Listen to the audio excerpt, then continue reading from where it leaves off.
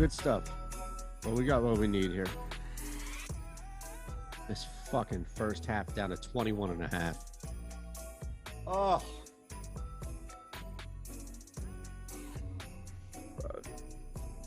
Yeah, you know, when soccer and hockey and some of those leagues, for sure, there's some fun stuff.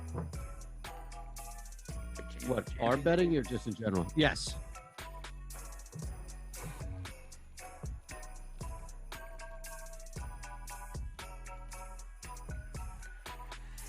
Welcome back, and hopefully you had a nice couple of days off building up some lock it up plays to tell myself and Ben Ross on the Awesemo Odds Show. It's the Awesemo Betting Channel, the Awesemo Odds Channel. We appreciate you hanging with us.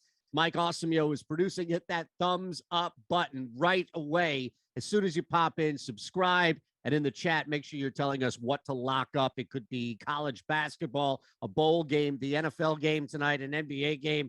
Soccer, we don't care what it is. You want to look ahead to an Olympics, assuming that our country is even going to be there. Go ahead, whatever the hell you want, lock it up. Ben Rosso, we have Thursday night football, and I'm going to let you open up the direction for Thursday night football. But let me just tease here and say that for the first time all season, I think I am unable to play my favorite prop on the board, and it's bothering me. Uh-oh. Well, that's not a good omen. Yeah, we got an interesting game. Obviously, the last time we all talked, we broke down a game that was as unique as you're going to get in the Patriots and the Bills. Tonight, we get back to, I guess, traditional football. I mean, I love that game. Yes. It was just from a betting standpoint, it was such an outlier. Throw everything out the window.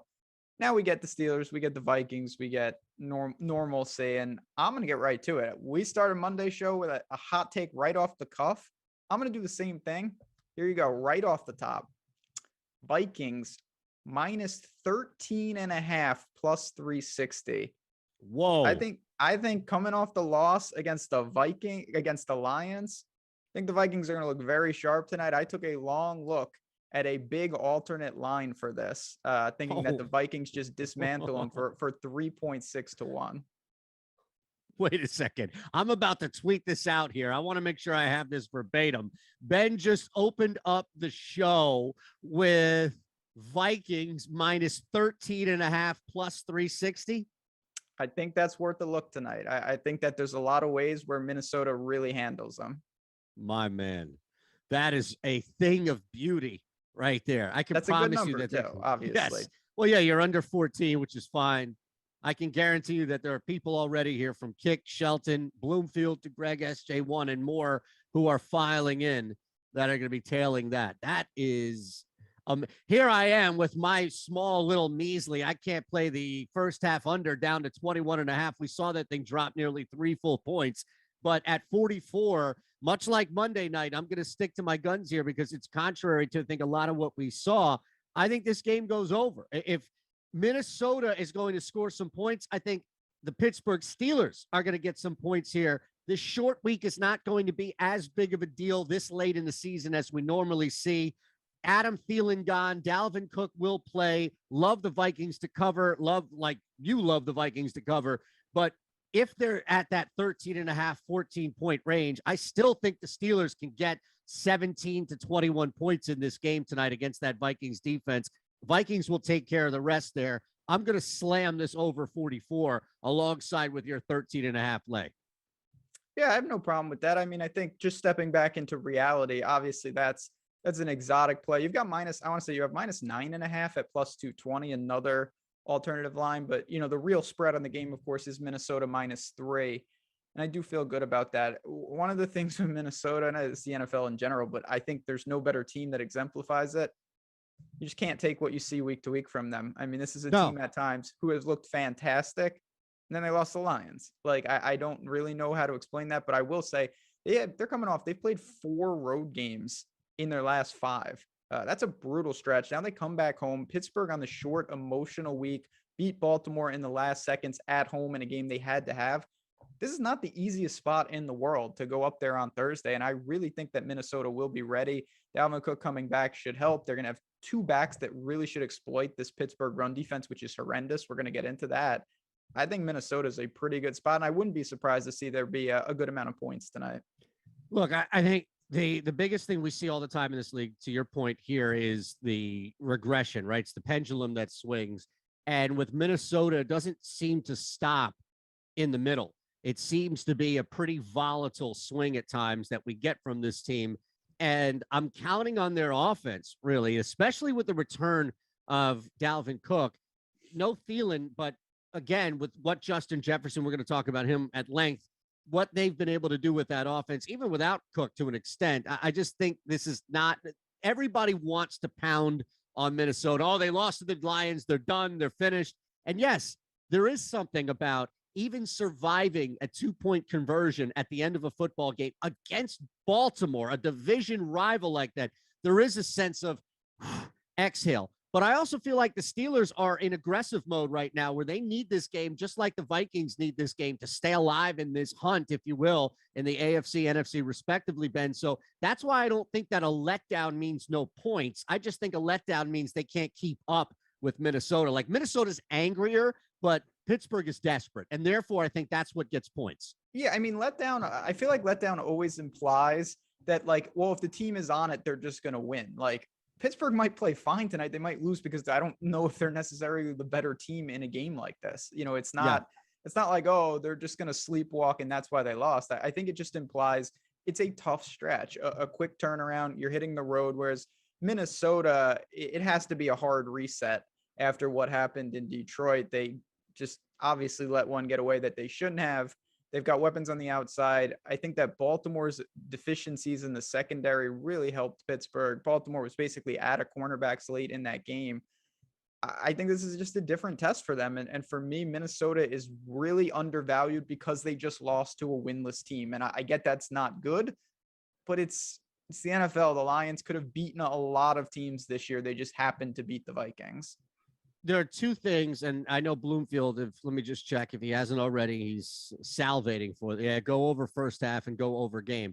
I don't want to touch this 21.5. It's dropped significantly right here in the first half, but it doesn't mean that there's no play in the first half. And look, if Ben is going minus 13.5 in the game, chances are that Minnesota's not down 17 points and firing off 21 straight, right? In the fourth. Exactly. This is a game that should be handled for the most part by Minnesota. You can lay the 2.5 in the first half for minus 110 on BetMGM.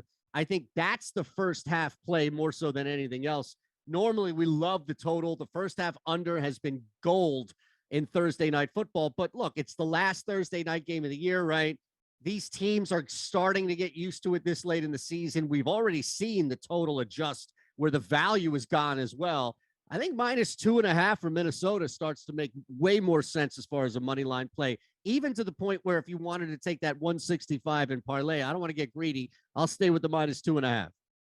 Yeah, that's fine. Like I said, obviously, I think Minnesota is going to start fast, considering I think there's a lot of scenarios where they lead this game from start to finish. Like I said, am I tied to an alternative spread? Well, obviously not. I just think looking at stuff like that, looking at Minnesota halftime, full time, just bets that I don't normally make in this game specifically, I have more interest just because of the nature of where these teams are coming in. I'm not in love with Pittsburgh. I haven't been all year. They've stepped up when they need to. They've been at home, though. Now they hit the road again. And I do think that their run defense is something I'm stunned. Every time I look at it, I am so shocked that Pittsburgh's run defense is as bad as it is. They have been dismantled by a lot of average at best rushing attacks. And I think Minnesota could cause some real problems there for them. Real quick, we're going to lock up our plays when we get out of here, but this may be we are breaking ground on the Awesemo Odds show on the Awesemo Odds channel, Ben Rossi. You ready for this here in the chat? Always. Greg, our pal Greg SJ1, is laying down totals and sets plays for volleyball, college volleyball. I'm here for it. All right. I'm here for all of it. All right. Let me go ahead and write this down so I can tail Baylor, Minnesota over, and then take Texas and Nebraska, each laying 2.5 sets. I bet volleyball one time in my life. How'd it go? Not well. I forgot who I bet. I'm pretty sure I bet Wisconsin. It was definitely female volleyball in the NCAA tournament. I bet them. I want to say against Kentucky, but I honestly don't remember. But good luck to that. Maybe I'll tail. There's Champions League soccer today. A lot going on with Atlanta playing, but this is where my main focus is that Minnesota tonight bounces back. And I do want to ask you, I know we're going to talk about player props. Do you know, Madison has filled in admirably, and I think we all know that running back is a position that can be replaced. But do you think getting Dalvin Cook back gives them more options, gives them a more prolific attack, or do you think that it doesn't really matter? No, I think it matters more so with Adam Thielen out and Okay. Dalvin Cook coming back. Like that combined circumstance to me makes it that they're going to try and work Cook in as much as they can out of desperation, more so than anything else. I think you and I talk a lot and we go back and forth, and I like always to insert the narrative. Sometimes you buy it, sometimes you just scoff at the notion of it. But there's one that I think really holds tonight, and this is why I think it fuels Minnesota and probably will fuel a couple of player props from Cook to Jefferson, maybe to a lesser extent Cousins. But Mike Zimmer is out if he loses this football game. And I think that all stops are being pulled out right now, including working your best players as much as you possibly can, pending their health. So if Dalvin Cook is suiting up, Dalvin Cook is 100% in our minds. That's how I would look at it. And he's going to be a huge, like they may even be somewhat conservative in the sense of early on to hold the ball and not do so many crazy shit, only because they know that this is it for Zimmer. But at some point, talent is just going to prevail, and the Vikings are going to win this game by a little bit. Yeah, I mean, that's the thing. It's not a talent. I don't think anyone would argue it's a talent issue with Minnesota. It's just they don't put it together as often as I think they should. But, you know, I've been alluding to this. I'm going to dig into the numbers now. Pittsburgh's rushing yards allowed per attempt on the year. Pittsburgh, 4.8, 32nd in the league. There's only 32 teams. If that wasn't bad enough. In the last 3 games, it's up to 5.2. They're just not stopping people on the ground. And it's not a volume issue. It's a per carry issue. So I have a feeling that Cook and Madison, especially if they're winning, are just going to put tremendous pressure on Big Ben in this offense that I think we all realize is not that good. Naji Harris is doing what he can. His yards per carry this year is embarrassing, and it's not his fault. It's the offensive line. I mean, the guy is getting there on volume alone, but I don't see how they're going to be able to do that. And I mean, just look at the averages on Naji. He's at like 3 yards a carry in most of these games. Yeah, it's terrible. The offensive line had a little spike, but it's really just not enough. No. On top of that, you know, the protection for just it doesn't seem consistent enough to bank money on. And last week combined on that just looks like the wind could be out of their sails enough to where Minnesota, again, this is a battle of desperation. It's not just Zimmer, it's the team itself needs this thing. All right, so let's look at a couple of player props. Reminder here, you're bumping around with us. Hit that thumbs up button, please. Make sure you're subscribed as well. And that does us wonders as we continue to build this base. Shout out to Linquist in the house here. See, he's tailing your 13.5 Vikings play. Of course, he's tailing the Vikings play 13.5. Damn right. We're getting That's his squad. That's his boys. Well, you know what? We're going to see what we can do there. But anything else from the game itself, or were you more focused on the personnel?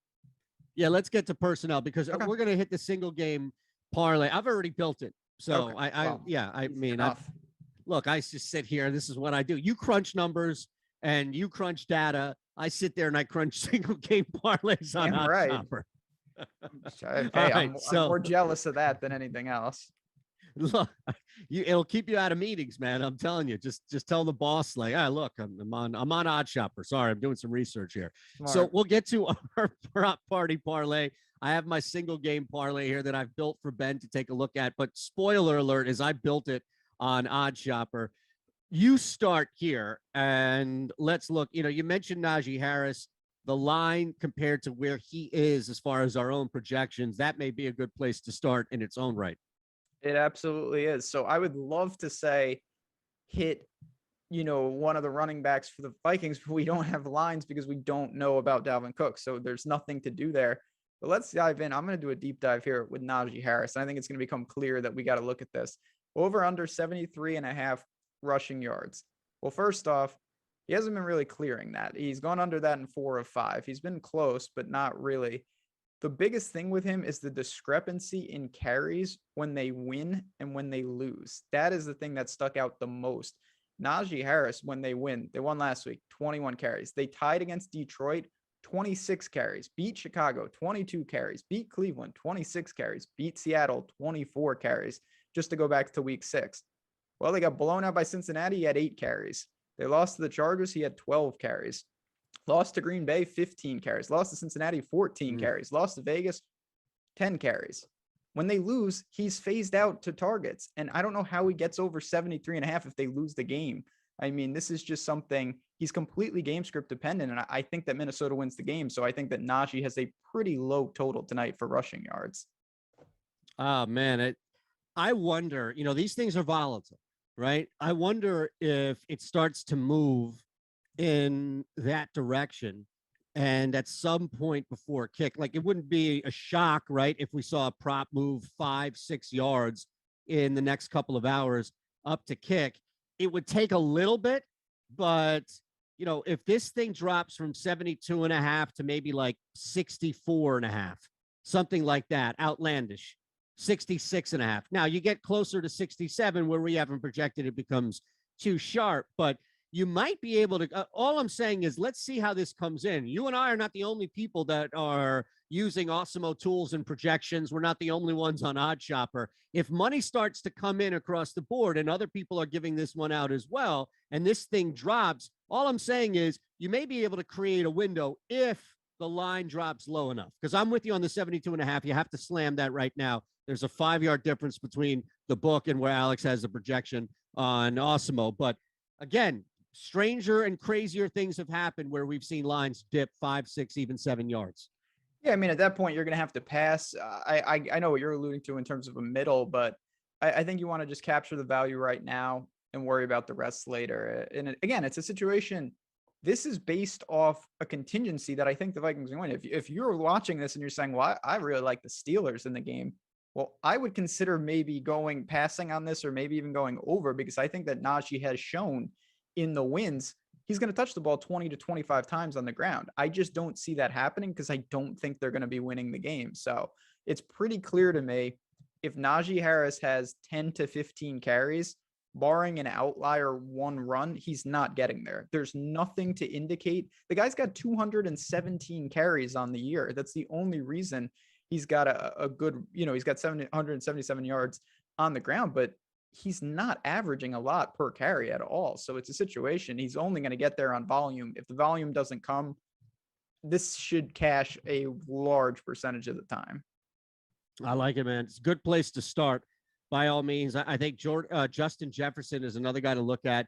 And again, it's based off of where we have his projection at right over 6.5 at 6.6, but also the factoring in of what we're looking at with Cousins completions. Who else is expected to get the ball from Cook? And we can assume that Cook is playing here for the purposes of this prop. Cook is in. And I think what happens is just because Thielen is out, people think automatically that volume is going right on the shoulders of Justin Jefferson. I don't think you can add. It's like standing room only right now for volume for Justin Jefferson. I don't think you can add any more. He's at max capacity based on what we've seen 3 of the last 4 games. So I still think he can do tons of damage with 6 grabs, which is where I think is a good number to kind of project him as, a little lower, pardon me, than even the site and what Alex have at 6.6. But with Conklin, with Cook, with the ability to move the ball around, knowing that there's going to be so much focus of Minka and maybe others, right, on the Pittsburgh defense to put a body or two on Justin Jefferson, I don't think the Vikings have to force feed Justin Jefferson tonight and still win by, 14, 17 points. So I like the under 7.5. It's still at a good number here in PA at -120. I'll go under 7.5 receptions for Justin Jefferson because I still think 6 grabs tonight, Ben, allows all of the game script that we laid out to happen and remain intact. Yeah, I mean, Justin Jefferson, this is not like the NBA where it's like, oh, this guy's out. So this guy, like, you can't. The guy is already getting massive target share. He's going to be obviously the focal point of the Steelers secondary. He's an amazing player. He can go over this number, whether Thielen was in, out, it doesn't matter in that sense. But I have no added incentive to back overs on Justin Jefferson just because Thielen is missing. I don't think that that's a huge factor for him. He's going to get his. I think it's a ground attack. There are going to be probably some peripheral guys who have to step up on the outside, the Osborns and maybe some of the tight ends and maybe some of the wide receivers that we really haven't seen a ton of. But other than that, I mean, what can you say about Justin Jefferson? He's going to be very popular in DFS tonight. I don't have a ton to say in the betting market, though. I think those lines are pretty efficient given the situation. Anybody else on the player prop element here for you? You know, we look around BetMGM again, those links are there for you below this video. So make sure you take advantage, sign up. You're going to get a risk-free bet up to $1,000, and you're going to get 3 free months of Awesemo Plus Platinum when you sign up, make that deposit, and then play. Just claim on that link below. You know, I see Burger Vikings 7-5 when betting overs, and some other ones that he mentioned earlier. If you want to scroll back, all of you can scroll back and mention the chat in the chat where he mentioned, you know, they've gone over 45, 9 of 12 games this year. So you look at that number, it has been favorable. Short week aside, I don't think that we're dealing this late in the season. But as far as, you know, one other thing I wanted to look at before we move on to single game parlays and kind of build something here. Well, technically two right now, because I'm always looking at longest reception. If there's somebody available here that makes sense. Unfortunately, Justin Jefferson, 27.5. I don't necessarily know if I would fire off on that one.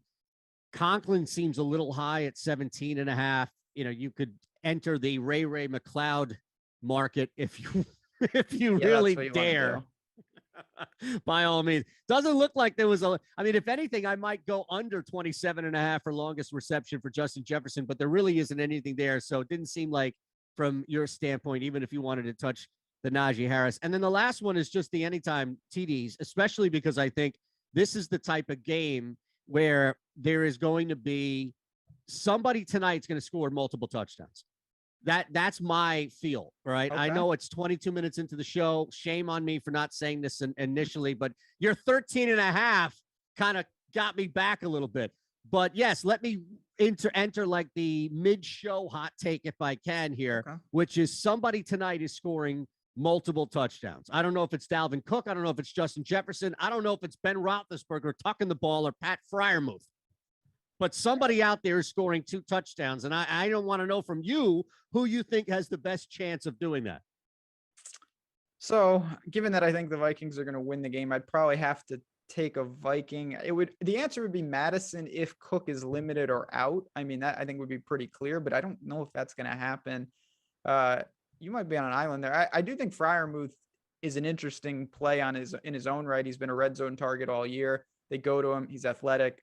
I think the Steelers will be passing a lot because Najee is going to be phased out if they're down early. So I don't mind attacking his props, but I know I led with a hot take. I should be out of hot takes.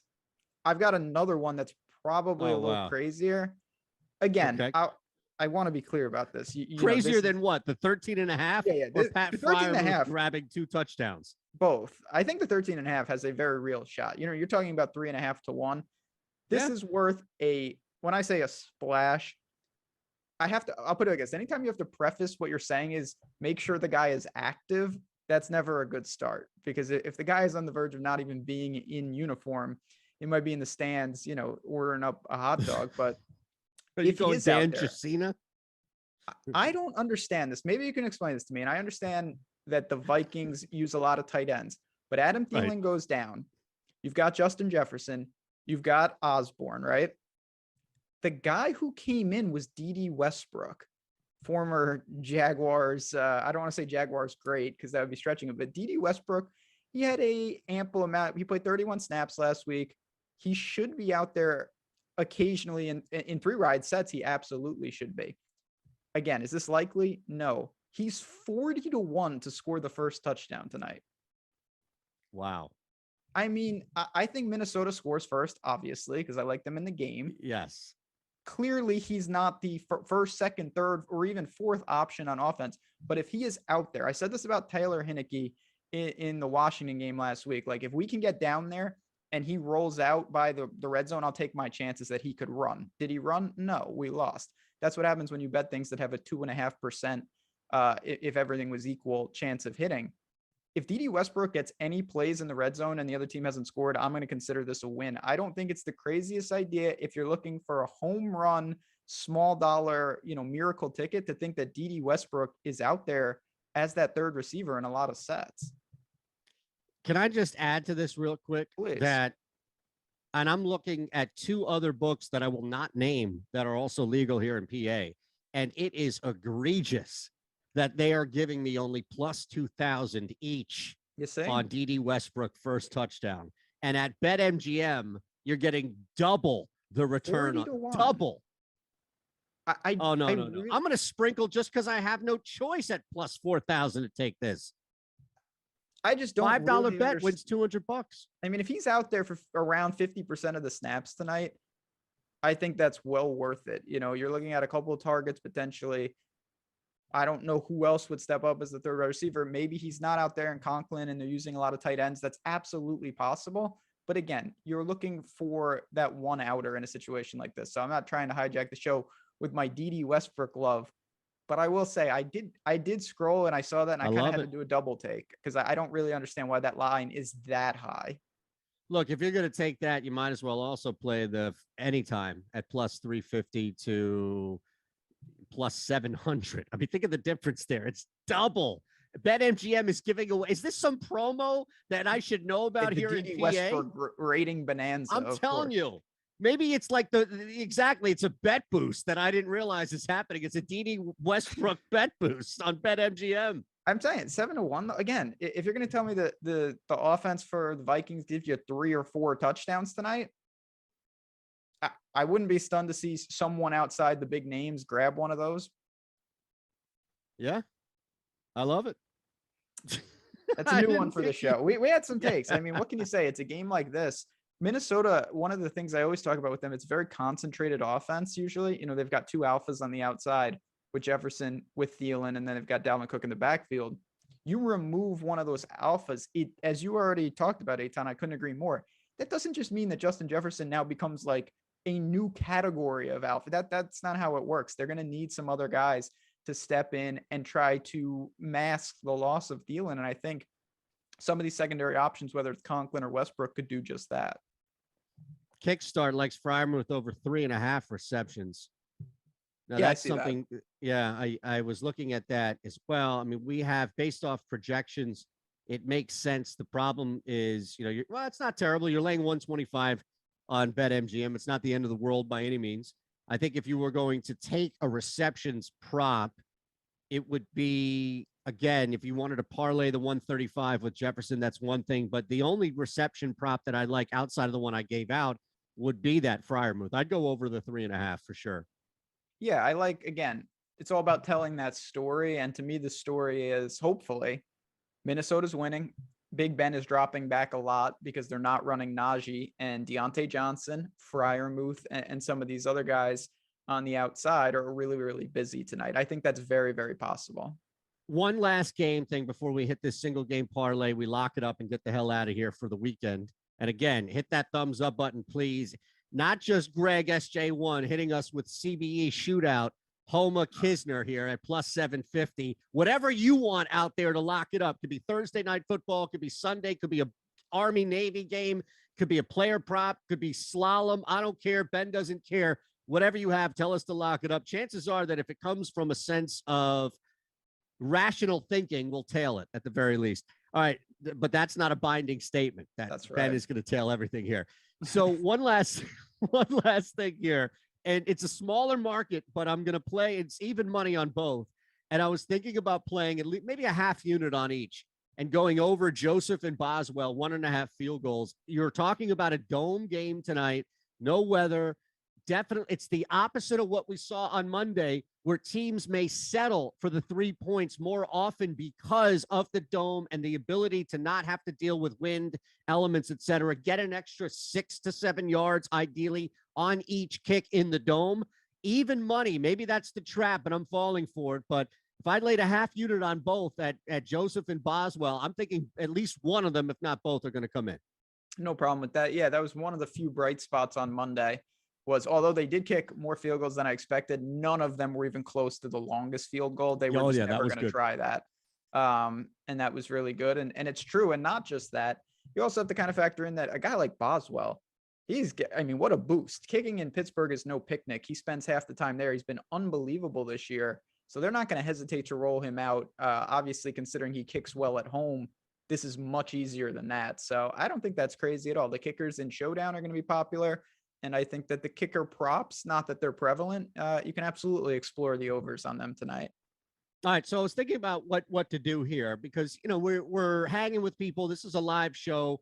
We're not building to build for an entire hour or so. So I figured I would expedite the process, have my own same game parlay that I built all through OddsShopper. The free tool that we maintain is available to you 24/7 to shop odds, but also get the best return depending on the book of your player props that are also formulated in from Alex and Awesemo's on-site projections. And you're getting those projections on top of it, so you're not just getting a play here. So I'm going to throw you these four based off of OddsShopper. You tell me if you like it, and then if you want to alter it, swap, whatever you want, destroy it, build whatever you want. It's your world, all right? Cool. All right, so I started here with KJ Osborne, and looking at where we have him on the board for receiving yards, the under 42.5, but we have him projected at 46.8. So there is some volatility here with Osborne. But remember, Osborne's entire season of volatility isn't factored into Adam Thielen being out that entire season. It's just up and down with it.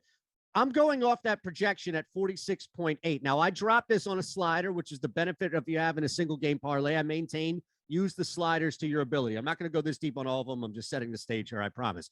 Over 39.5 receiving yards for KJ Osborne based on our projection. Yes, under 42.5. It still hits in that under 42.5, but there's a safer window based on the projection of 46.8. So I start over 39.5 Osborne receiving yards. I'm right back to where you began, under 74.5 Naji Harris rushing yards. That's since dipped 2 yards, or really 3 yards, I think, a couple of different books here. So got under that. Ben Roethlisberger, passing completions. If you look at where we have him on OddsShopper for completions, this is the second highest X win percentage we have in Pennsylvania at 69%, that he goes over 22.5, 24.7. So my book doesn't have specific over-unders. It just has numbers. I go 20 plus completions for Ben Roethlisberger. And lastly, similar situation to Osborne, where I'm playing the projection and I'm playing the circumstance of Adam Thielen being out, and that factoring into this specific game, not the total volatility, and going over 3+ receptions for Tyler Conklin. So let me run it back. All right. This is the 4-leg same game parlay that I use from OddsShopper. Over 39.5 receiving yards for Osborne. Under 74.5 Naji Harris rushing yards. 3+ Tyler Conklin receptions, 20+ Roethlisberger completions. That gets me plus 370 back. I have no problem with it. Again, it checks out from a story standpoint. I think you could slide Cousins into the Big Ben if you wanted to, just because you have 2 of his pass catchers in there. But I actually feel more comfortable with Big Ben's completions just because of the nature of the game. And depending on the books, for me, I just think that the Vikings are going to win the game, and Najee is not likely to rush for a lot of yards if the Vikings win. So shorting him in Vikings wins and longing him in Pittsburgh wins, to me, is one of the strongest correlations you're going to find. Just look at his rushing splits all year. The carries are so different in Pittsburgh wins versus Pittsburgh losses. Yeah, I think the game script here is one that we've built that's supported by both OddsShopper and the projections that make up those plays, if that makes sense.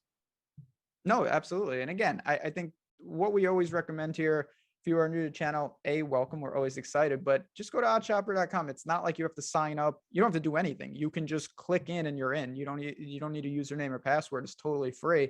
And look around and see what the props are projecting, and then make your own decisions, because right now in a game like this, I think there is some opportunities to create a narrative of how the game goes and then parlay some of them up for some of that extra upside. And if the game, I mean, obviously extreme example, Tom, but think if you built the same game parlay on Monday and you thought the weather would be atrocious and no one could pass. You could have taken the under across the board on all the pass catchers, all the quarterbacks, for a massive payout. Yep, That's absolutely. the power of it. No, it's an amazing thing. All right, we're going to lock it up before we get out of here, but a lot of people have hit us with a bunch of different things. So let's just rapid fire let's rapid fire the chats, lock it up, and then we'll hit our own. Is that all right? And boy, do I have one for you. Get your pen and paper down. All right. It's all up here. Yeah. I'm right, ready. Let's go. All right, man. Let's go all the way back. Volleyball. We gave you the volleyball earlier, right? Yes. From Greg SJ1. So we're good there. Shelton locked the Vikings up -3 on Tuesday. Good job by you. We're both on board with that. Let's see. We also had Bloomfield's going over the first half and over the game. I'm not taking a side on the total there in the first half, but again, if there was anything in the first half, it would be to lay the 2.5. But yeah, over the game for me. Ben, I don't know if you were over or if you just like that. I would lean over, but I'm indifferent. I'm not going to bet a total tonight. Grey Cup football, Hamilton getting 3 and the over 44, Rasa. I'll take Chat's word for that one. I don't watch a ton of Grey Cup, but we'll CFL, whatever they call it. Can't hurt anyone.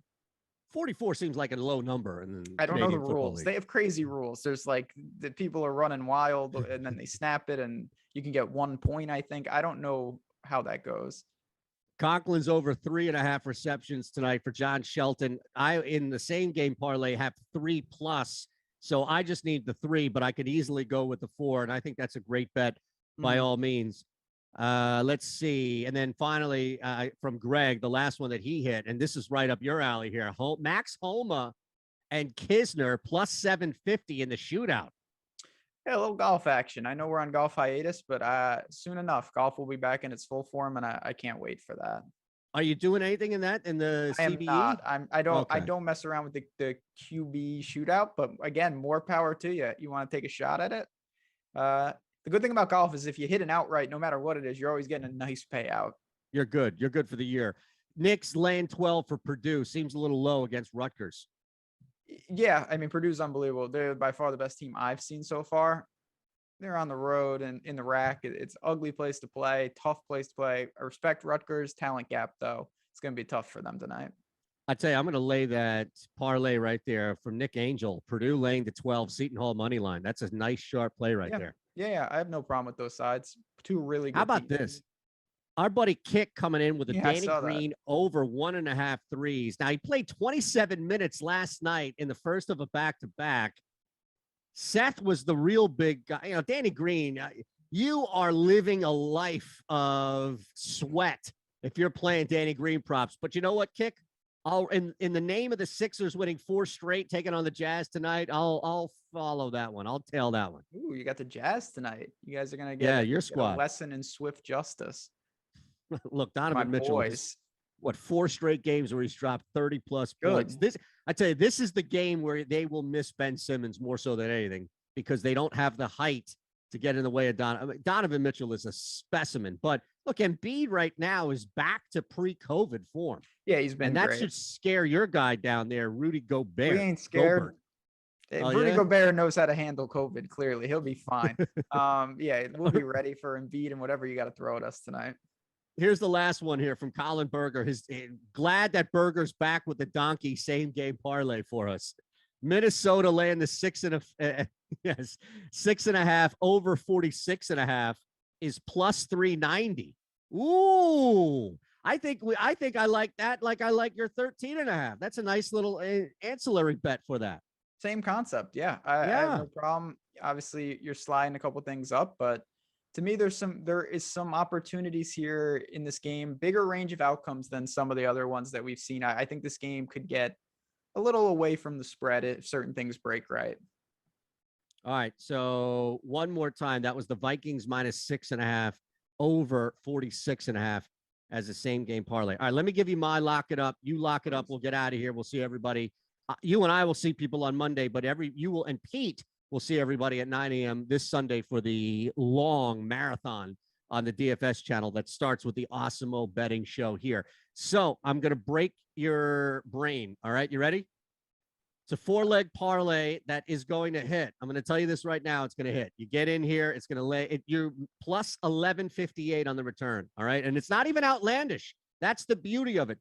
It's a 4-leg parlay that's going to get you plus 1158 back, but it's not even so far to the moon that Ben's going to cut me off halfway, say, no, just let me get mine and get out of here, which has happened before, by the way. So let's start. We're going over 43.5 tonight. Any issue there? No. All right. Over 43.5 tonight. I'm going over the Cowboys-Washington game, 47.5. Okay. A lot of points in that game. So over 43.5 tonight, over 47.5 for the Cowboys-Washington game. Titans, I'm laying the 8.5 against your Jacksonville Jaguars. Any problem with that? No, my Jacksonville. Yeah, I got a problem with you calling my Jacksonville Jaguars. Go ahead. All right. So over 43.5 tonight, over 47.5 for the Cowboys-Washington. Titans, I'm laying the full 8.5 against the miserable Jacksonville Jaguars. Finally, minus 2.5. I slid in under that key number. I see it's at 3.5 at this point now in PA somewhere. Bucks at home against the Bills. So over 43.5 Thursday night, over 47.5 Cowboys, Washington. Titans minus 8.5, Bucks minus 2.5. That's plus 1158. It's not often that I lock a 4-leg parlay up, but I feel good about this one. Yeah, usually the word lock it up in 14 parlays, not, but you know what? Got a shot. Hey, it only takes a couple of those to give you a lot of ammo throughout the year to take more shots. That's the great thing about them. Like, yeah, but real quick, yeah. Before you get to yours, last week I hit you with a 3-leg teaser, and you correctly said the one leg that I should be worried about was Detroit, even though I had them busted down to a minus half a point in that game. Which one here gives you concern? You forgot. Bucks. That's fine. The Bucks. The Bucks. Yeah. Okay. I think that's a game. It's going to be a lot of points. Obviously, Buffalo coming off a really disappointing effort. Totally different situation down there. I think that the Bills have a real shot there. But no, I have no problem. If I had to take a position on all four, I would be with you on each one. Just don't know if, someone will probably sneak up and get you, but that's the nature of a four-teamer. I really don't have a fun lock it up for you guys. I like the Vikings a lot tonight. It's one of my bigger NFL bets of the year, just the 3 points. I did sprinkle on exotics all the way up through 13.5 at plus 360. I just think that the Vikings at home, they need this game. They have the advantage on the ground. If Naji gets faded out, I'll take my chances against Big Ben and that passing attack. So Minnesota at home gets it done tonight. Lock it up. I thought you were going to lock up the 13.5. Yeah, I would have locked up D.D. Westbrook 40-1 for his touchdown. Point taken. Yep. All right. At JazzRazDFS, at Shander Show for us here on Twitter. Look, we really appreciate you all hanging with us, and make sure you hit that thumbs up button and you are subscribed. That's huge for us here on the Awesemo Odds channel. Ben and Pete will be back Sunday morning, 9 a.m. Eastern. Ben and I will be back Monday, 1 p.m. Eastern. Mike Awesemo will be here producing. And look, we have tons of content. Ben constantly tells you this on all the shows for a reason. We have new betting materials that are coming up, video on demand that are coming up, that are not just what to bet, but how to bet, why to bet, taking you behind. Ben is doing a fantastic job with that. Others are going to be popping up here as well, providing a lot of content for you. So you want to make sure you're subscribed. Does that pretty much cover it? I think that covers it, my man. Yeah, no, just a really fun time here. Again, hit us up on Twitter if you have any questions. Good luck tonight. Enjoy this game. We'll talk to you guys soon.